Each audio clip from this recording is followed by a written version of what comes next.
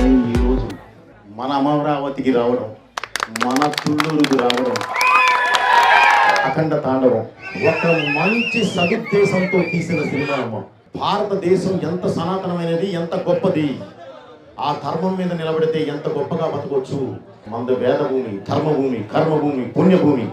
అలాగే మన వెన్నుముక లాంటి దైవం, అది లేకపోతే మనం లేము అని చెప్పే ప్రాసెస్లో తీసిన సినిమాయే ఈ సినిమా.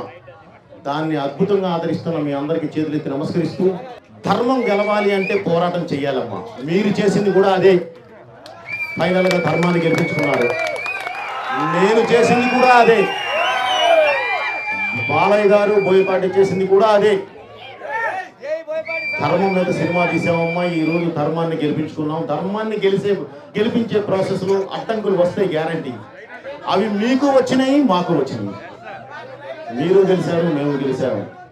ఈ సినిమా అఖండ తాండవం అనేది డబ్బు కోసం తీసిన సినిమా కాదండి.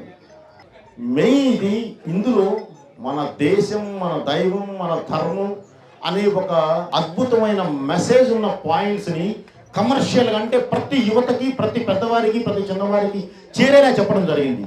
ఇది భారతదేశం మొత్తం చేరాలి, ప్రతి కుటుంబానికి చేరాలనేదే నా ఆశ. అది చేరిన రోజు నెక్స్ట్ నుంచి ఎలాంటి సినిమాలు ఉంటాయో మీరు చూస్తారు. మీరు ఈ సినిమాని ఎంజాయ్ చేసే విధానాన్ని చూసి నేను చాలా హ్యాపీగా ఫీల్ అవుతున్నానమ్మా. ప్రత్యేక కృతజ్ఞత తెలియజేయాల్సింది బాలయ్య యువసేన చందు గారికి.